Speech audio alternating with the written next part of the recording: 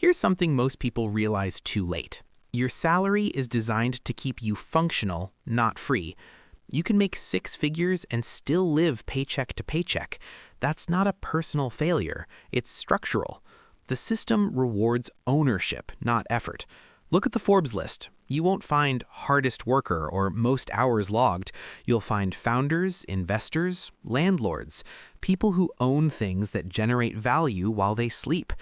Jeff Bezos didn't get rich because Amazon paid him well. He got rich because he owned Amazon. The trap is believing income equals wealth. It doesn't. Income is what you trade your time for. Wealth is what works without you. When you depend entirely on your next paycheck to cover your next bill, you're not building wealth, you're renting your life from your employer. The shift happens when you stop asking, how do I make more, and start asking, what do I own? Own skills that scale, assets that appreciate, and systems that generate cash flow. Until you own something, you're owned by something. Your rent, your car payment, your credit card balance, that's the cycle. And breaking it starts with understanding that salary alone will never be enough. Discipline fails because it requires constant decision-making. Every day you're choosing between saving and spending, investing and delaying. That's exhausting. Systems win because they remove the choice entirely. The wealthiest people don't have better willpower, they have better structures. They automate, they allocate, they decide once and let the system run. That's what the 20-60-10-10 rule does. It's not about earning more right now, it's about directing what you already have with precision. Here's the breakdown. 20% goes to growth, investments, skills, assets that multiply. 10% goes to stability, your emergency buffer, your protection against chaos. 60% covers essentials, the real costs of living, not the inflated ones. And 10% is for enjoyment, guilt-free spending that keeps you sane. This works on $2,000 a month and on $10,000 a month. The order, the percentages scale, but the structure stays. Most people do the opposite. They spend first, save what's left, and never invest. This flips that. You pay your future first, protect yourself second, live third, enjoy fourth. It's not restrictive, it's intentional. This is where wealth gets built, not through your job, through what your money does after you earn it. The 20% allocated to growth is the difference between working until you're 70 and having options at 50. Pay yourself first. That's an operational strategy. If you wait until the end of the month to invest what's left over, nothing will be left over. We expand spending to fill available resources. The only way to break that is to remove the money before you can spend it. Automate a transfer the day your income hits. Make investing the default, not the afterthought. Time beats amount every single time. A 25-year-old investing $500 monthly until 35, then stopping, will have more at 65 than someone who starts at 35 and invests $500 monthly until 65. That's compounding. Starting now, even small, matters more than waiting to invest big.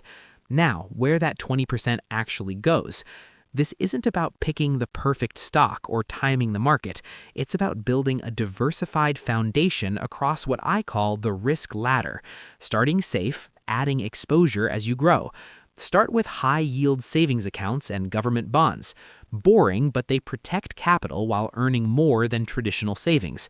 Low risk, low return, high liquidity. When you're beginning, preservation matters as much as growth. Next, broad market exposure through index funds and ETFs. This is where most people should park the majority of their growth allocation. You're buying the entire market, not betting on individual companies. The S&P 500 has averaged around 10% annually over the long term. You're not trying to beat the market, you're trying to match it consistently. But here's where it gets interesting. The highest ROI investment isn't financial, it's yourself. High-income skills are the fastest wealth accelerator available. Learn copywriting, sales, coding, video editing, digital marketing.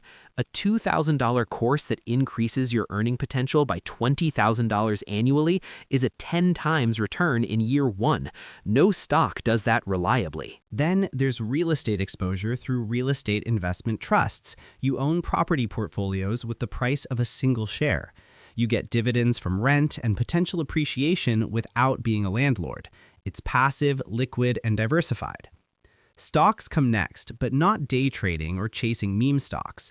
You're buying ownership in companies you understand and believe will exist in 20 years.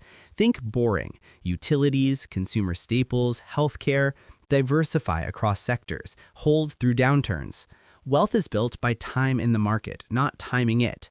For those with high risk tolerance and a solid financial base, online businesses and scalable income streams offer asymmetric upside. A digital product, a service business, content creation, income not tied to your hours, but build your foundation first. Finally, alternative assets: Bitcoin, gold, collectibles, high volatility, high knowledge requirement. Don't invest in what you don't understand. If you can't explain why an asset has value, you're speculating, not investing. Before we go further, if you are enjoying this video so far, consider giving it a like. It really helps the channel and tells YouTube that you're interested in this kind of content. Now, let's continue. The smartest investment strategy fails if you don't execute it. Execution isn't about intelligence, it's about removing friction. That's why automation matters more than knowledge. Set up a monthly transfer the day your income hits your account, not when you remember or when you feel motivated. Automatically, the money moves from checking to investment accounts before you see it, before you mentally allocate it elsewhere. But transferring isn't investing. Cash sitting in a brokerage account earning nothing is wasted potential. The transfer should trigger the purchase. Index funds, ETFs, whatever your strategy is, automate the entire process. Income arrives, money moves, assets purchased. Now, focus on the real lever: earning more. Wealthy people don't obsess over saving an extra 2%. They obsess over increasing income by 20%, 50%, 100%. Learn higher value skills, negotiate raises, build side income, scale your contributions over time. A disciplined system on $4,000 a month is good. The same system on $8,000 a month changes your life. Most people think they have a money problem. They don't. They have a stability problem. One car repair becomes a credit card balance. One medical bill derails 6 months of progress. It's not that they're bad with money, it's that they're one emergency away from financial collapse. That's what the first 10% solves. This isn't an investment. It's not supposed to grow aggressively. It's protection. It's the buffer that prevents you from liquidating your growth assets at the worst possible time. When the market drops 30% and you need $3,000 for an emergency, you're not forced to sell at a loss. You pull from stability. Here's how to calculate it. Add up your monthly essential expenses: rent, utilities, groceries, insurance, minimum debt payments. Multiply that by 5 or 6. That's your target. If you spend $2,500 a month on essentials, you need $12,500 to $15,000 sitting in this fund. Where do you keep it? Somewhere with immediate liquidity, zero volatility, and a small but reliable yield. High-yield savings accounts are ideal. You're earning 4 to 5% right now in many cases, which at least keeps pace with inflation. Money market funds work too. The point is accessibility without risk. Building this takes time, and that's fine. Automate small transfers. Even $100 or $200 monthly adds up. But here's the critical rule. The moment you use this fund, you replenish it immediately. Treat it like a loan to yourself that gets paid back before anything else.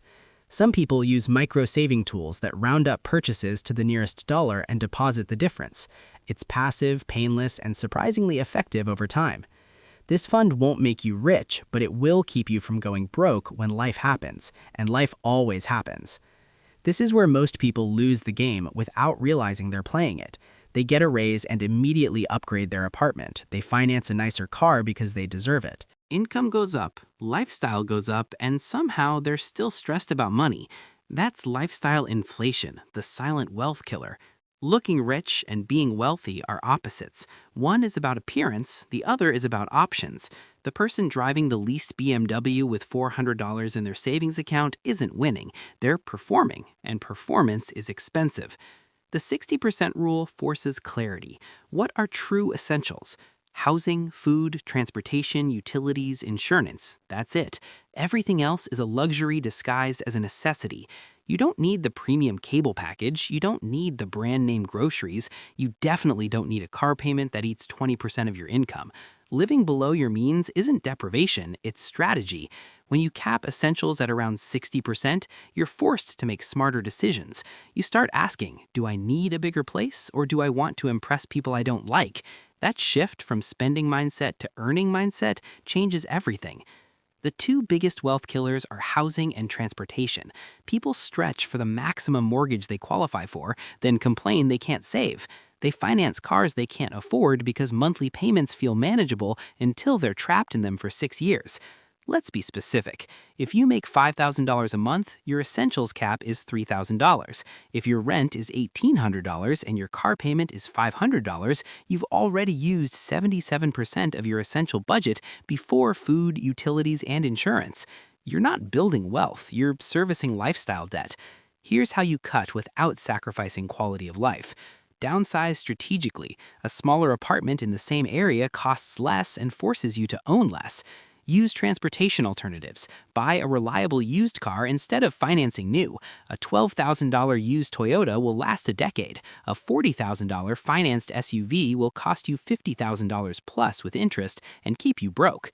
The long-term impact of fixed costs is brutal. A $400 monthly car payment over 10 years is $48,000. Invested at 8% annual return, that's $73,000. You're not choosing between a nice car and a boring car. You're choosing between a car and financial freedom. Systems beat willpower here too. Set spending rules. Wait 48 hours before any non-essential purchase over $100. Use cash for discretionary spending. It's psychologically harder to part with. Build intentional purchasing frameworks. I only buy this if I've wanted it for 30 days and it replaces something I already own. The goal isn't to live like you're broke when you're not. It's to live like someone who understands that every dollar spent on ego is a dollar stolen from freedom. Here's what happens when you cut too hard. You burn out, break the system, and binge spend out of resentment. Extreme restriction doesn't build wealth, it builds emotional backlash. That's why the final 10% exists. It's not a reward for good behavior, it's structural sustainability. This is your fun fund, a separate account ideally, so it's psychologically distinct from everything else. It's a fixed percentage, not a fixed amount. So as your income grows, so does your guilt-free spending. You use this for whatever brings you joy. Concerts, dining out, hobbies, travel. No justification required, no guilt attached. But here's the nuance. Experiences outlast objects. A dinner with friends creates memories. A new gadget creates clutter. The dopamine hit from buying something fades in days. The story from a weekend trip lasts years. This isn't about denying yourself pleasure. It's about making pleasure intentional. When you know you have 10% allocated purely for enjoyment, you stop feeling guilty about spending it. And when you stop feeling guilty, you stop compensating with impulsive purchases that aren't even satisfying. You spend less overall because you're spending deliberately. You grow. The 20% compounds. Your skills multiply your income, your assets appreciate every month. You're building momentum that doesn't require your constant attention. You're protected. The 10% stability fund means emergencies don't destroy progress. A broken laptop or unexpected bill is an inconvenience, not a catastrophe. You don't spiral into debt because life happened. You stay consistent. The system is sustainable because it's not built on deprivation. The 10% enjoyment allocation keeps you sane. You're not white-knuckling through life waiting for some distant future freedom. You're living now while building for later. You build wealth quietly. There's no need to impress anyone, no financed luxury to prove success. Wealth isn't about appearance, it's about options. The freedom to say no, the ability to take risks, the choice to work because you want to, not because you have to. That's what this system creates. Not overnight, not dramatically, but inevitably.